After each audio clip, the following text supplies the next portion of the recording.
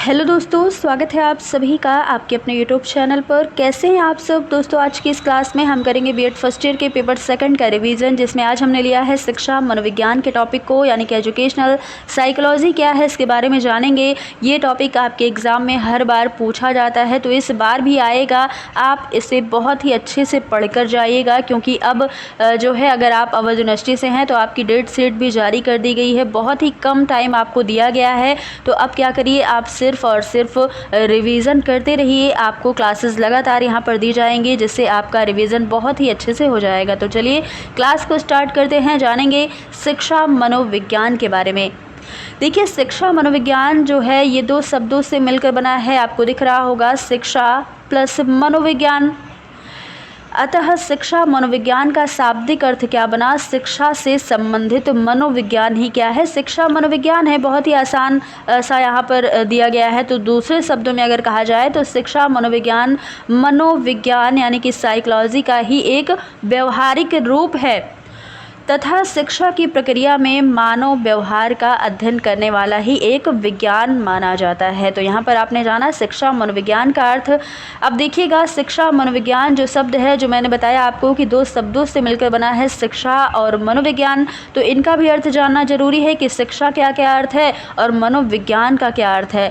शिक्षा को इंग्लिश में हम एजुकेशन कहते हैं, जो कि लैटिन भाषा के एजुकेटम शब्द से बना हुआ है। एजुकेटम का अर्थ होता है टू ब्रिंग अप टुगेदर, यानी कि हिंदी में शिक्षा का अर्थ ज्ञान से लगाया जाता है।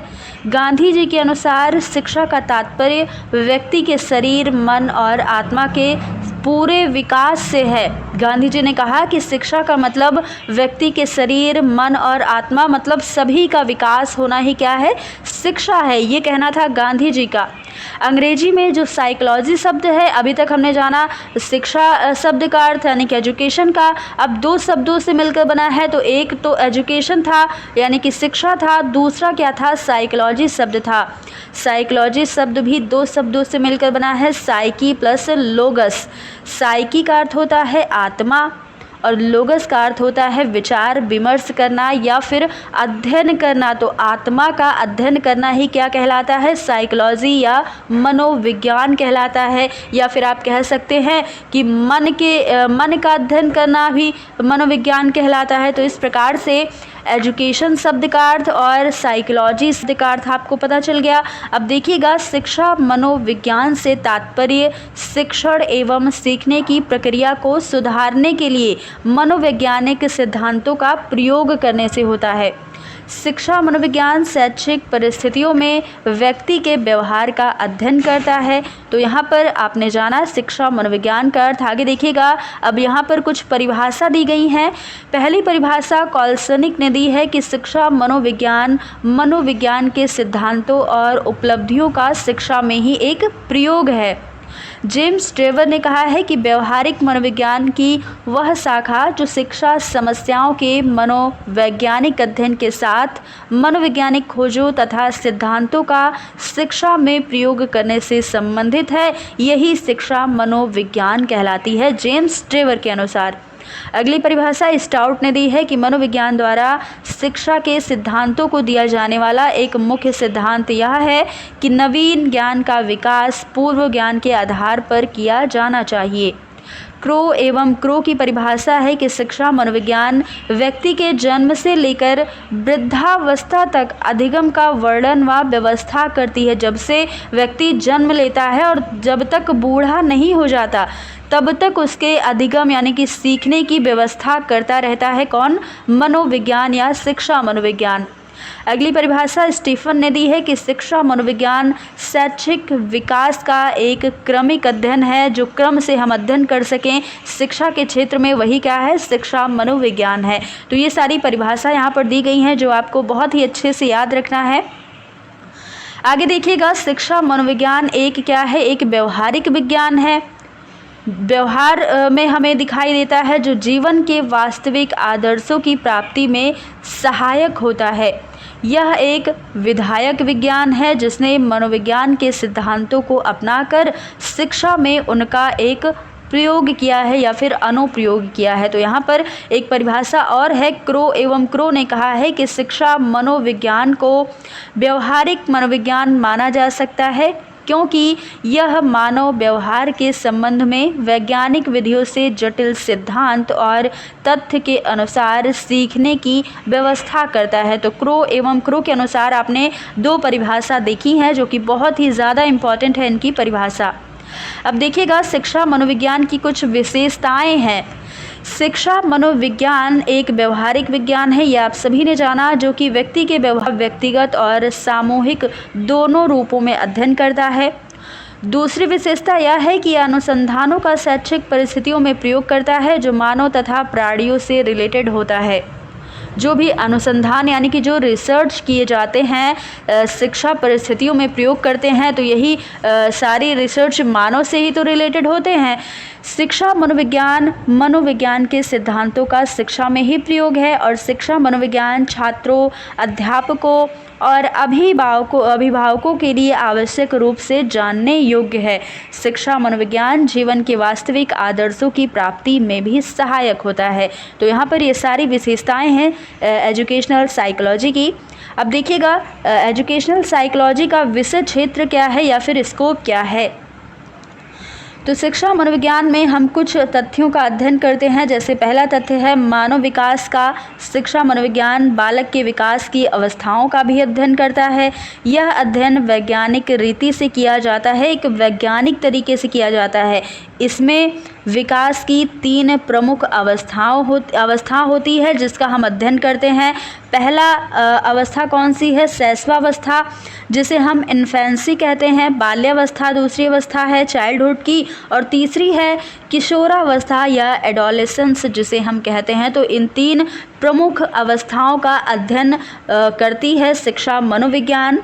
शिक्षा मनोविज्ञान इन अवस्थाओं की विशेषता का भी अध्ययन करती है। इन्हीं विशेषताओं को ध्यान में रखकर बालक की शिक्षा का प्रबंध किया जाता है। जब बालक के बारे में हम अच्छे से जान लेंगे, उसका अध्ययन कर लेंगे, तो बालक के लिए क्या उचित है, क्या अनुचित है, इसका प्रबंध करने के लिए हम बहुत अच्छे से उसका प्रबंध कर सकते हैं शिक्षा का।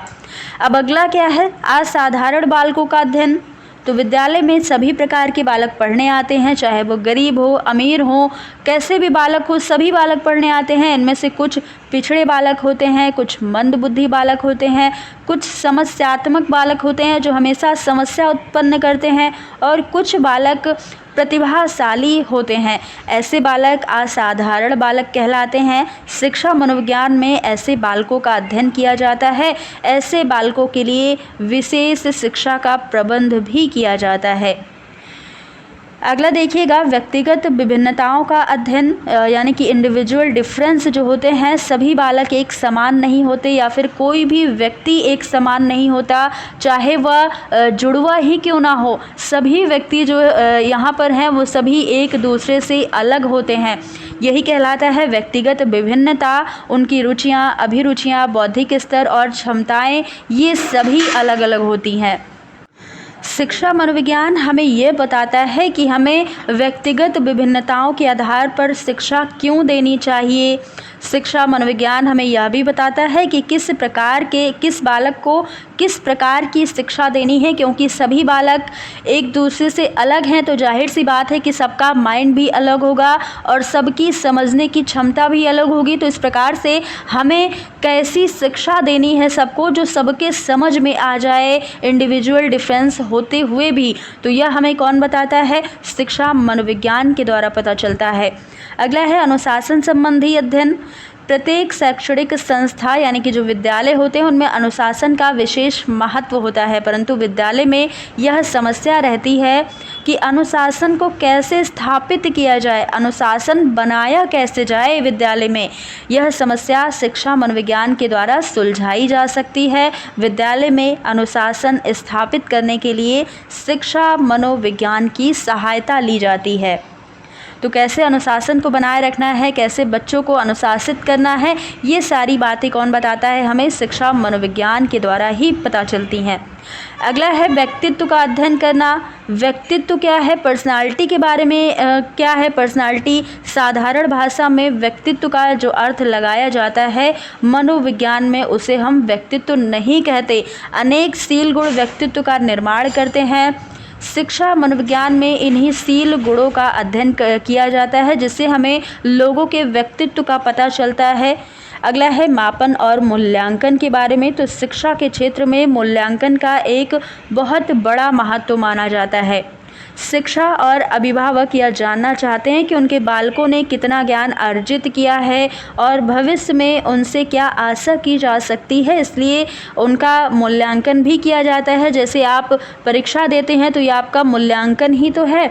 तो उसी प्रकार से शिक्षक अपने बालकों का मूल्यांकन करता है। और शिक्षा मनोविज्ञान में बुद्धि का मापन, व्यक्तित्व का मापन और निष्पत्ति मापन, ये सारे मापन किए जाते हैं, जिससे हम लोगों के बारे में पता कर सकें या बालकों की शिक्षा के बारे में जान सकें कि बच्चे ने कितना सीखा है, बच्चे का जो बुद्धि है, IQ लेवल है वो कितना है, बच्चे का व्यक्तित्व कैसा है, कितना बच्चे ने सीख लिया है। तो ये सारी चीज़ें हम मापन और मूल्यांकन के द्वारा पता चलती है हमें। तो ये कौन बताता है? शिक्षा मनोविज्ञान हमें बताता है। तो दोस्तों ये सारे जो आपने देखे हैं विषय क्षेत्र, वो सारे आपको आई होप बहुत अच्छे से समझ में आ गए होंगे। तो आज हमने जो रिवीजन किया है शिक्षा मनोविज्ञान का, वो टॉपिक अगर आपको समझ आया, आपको अच्छा लगा, तो आप कमेंट बॉक्स में ज़रूर बताइएगा। और इस वीडियो को ज़्यादा से ज़्यादा लोगों तक शेयर कर दीजिएगा, वीडियो को लाइक कर दीजिएगा। चैनल पर नए हैं तो चैनल को सब्सक्राइब जरूर कर लीजिएगा। फिर मिलते हैं अगली क्लास में कुछ नए टॉपिक के साथ, करेंगे फिर से ऐसे ही कुछ टॉपिक का रिवीजन। तो फिर से मिलेंगे। धन्यवाद।